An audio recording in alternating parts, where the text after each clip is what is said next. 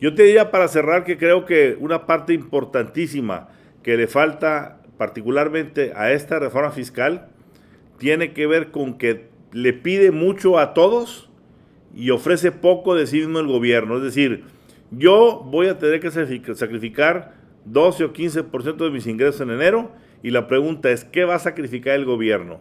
¿Dónde hay un recorte en las plazas de burocracia? Que sobran. A ver, cuando te dicen que en reforma agraria hay decenas de miles de personas trabajando, la pregunta es ¿en qué? Cuando te asomas a cada dependencia y ves, no cientos, miles de personas papeleando y haciendo documentaciones que nadie sabe dónde van y dónde empiezan, dónde terminan. Bueno, ¿qué nos va a dar el gobierno a cambio? Porque le está pidiendo sacrificio a todo el mundo, menos para sí mismo. ¿Dónde está un ataque serio y frontal al asunto de la corrupción? Estamos viendo, sí, claro, el ejemplo del Bester, de Granier, pero ahí se ha parado. De repente como que la rueda se atoró y no siguió dando la vuelta para que fuera un programa. Es decir, la gente yo creo que estaría dispuesta a eso y más si viera que del otro lado se presenta un gobierno que hace lo suyo para también dar su parte de sacrificio. Claro, por supuesto, pero de nuevo, aquí le está faltando al gobierno el introducir nuevos jugadores. Lo sepa o no, el gobierno está haciendo una cosa muy importante, que es afrontar reformas pendientes estructurales desde hace muchos años. Está recuperando eso tan sencillo que se nos olvidó, de que aquí el que manda, manda, y aunque uno no lo vote, el que tiene el poder del Estado debe usarlo, aunque sea para equivocarse. Y la única manera de enlazar con la modernidad sería desarrollar un diálogo más articulado a través de los estados con la sociedad. Y ese diálogo no es solamente que la gente escuche para aplaudir lo que quieren hacer. Diálogo es diálogo, se llama dialogar, intercambiar puntos de vista e incorporar en lo que quieren hacer algunos elementos. En medio de todo eso se nota mucho las reacciones y las hostilidades de los intereses afectados. La situación que el país está viviendo entre el CENTE y el SENTE no es una situación sencilla. Y no es sencilla por una razón muy elemental, porque en el mejor de los casos, el SENTE ya no es lo que era.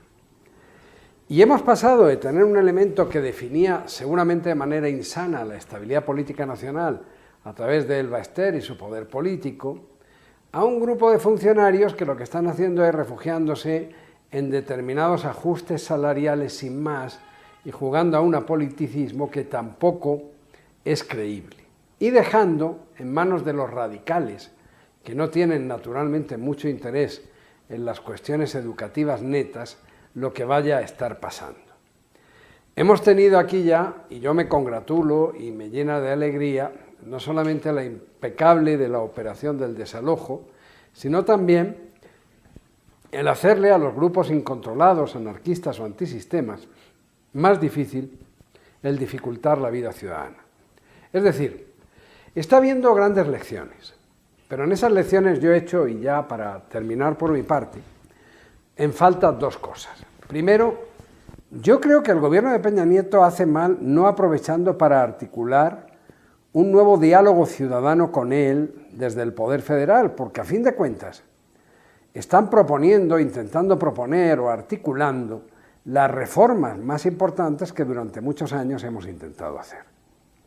Segundo, tenemos que seguir profundizando en una cosa tan elemental como es que a ellos les pagamos por mantener el régimen de libertades para todos, no solamente para aquellos que ocupan los sitios.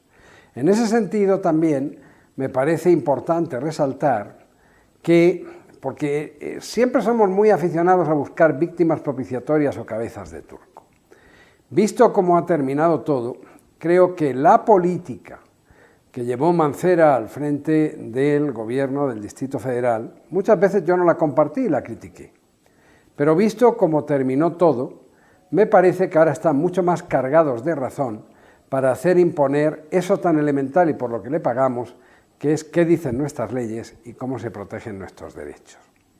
Y a partir de aquí, lo que sí creo que es muy claro es que el diálogo tradicional con los partidos, con los ricos, con los ricos me refiero que aplauden en corto y dificultan en medio. Ya veremos cuando uno suma todas las grandes reformas y cómo les va a afectar el bolsillo, cuál va a ser de verdad su reacción de seguir lo que el presidente quiere. Y ya veremos cómo se van a reaccionar, defender, llámelo usted como quiera.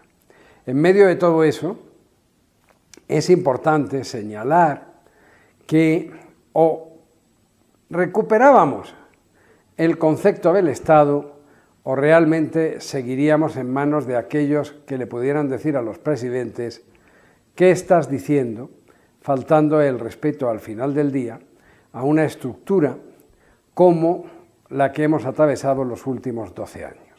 Es decir, los grupos de presión tuvieron más poder que el Estado mexicano. Y esa situación es la que en este momento, se quiera o no, lo quiera o no el presidente, es frente a la que está enfrentado. Si lo quiere, tendrá que actuar con toda la consecuencia. Y si no lo quiere, las consecuencias de lo que ha iniciado terminarán imponiéndose de manera dramática. A ver, Antonio, yo creo que básicamente, cerrando como arrancamos, diríamos que en el terreno de la política, de lo que fue este desalojo quirúrgico del Zócalo, en donde se evidenció a todas luces cómo la CENTE cometió el error de asociarse, de entretejerse con los radicales, con los anarquistas, y se evidenciaron a través de los medios, bueno, que era gente que no buscaba ningún diálogo, que se encapuchaban, que lanzaban sus bombas molotov, que atacaban a la policía, etcétera, etcétera. Bueno, pues terminamos viendo escenas de las que habíamos estado comentando tú y yo aquí, de que sería bueno durante años, ver que eran las escenas de tanquetas de agua dispersando esas multitudes, porque pues no había una razón para ocupar esos sitios. Es decir, sí, se recupera un Estado de Derecho, se aniquila ese famoso síndrome del 68, es decir, en el caso de la política, en el caso de Bucareli, sí se pudo. Falta ver si el señor Videgaray va a poder enmendar la plana con tanto agujero que trae esa reforma fiscal, que repito, en el fondo puede estar en lo macro bastante positiva, pero a la hora de entrar a lo micro se queda atorada. Y por supuesto, tendrá que ser tema de la semana próxima el detalle fino de ver la reforma de todas las reformas, que es la energética. Aquí seguiremos con los puntos sobre las IES, querido director, y un país que con todo y todo creo que es mejor ahora, con todas estas tensiones, estas reformas y esta situación, de lo que lo fue hace un año por estos días. Por lo menos se mueve, Antonio. Por lo menos. Un abrazo. Un abrazo.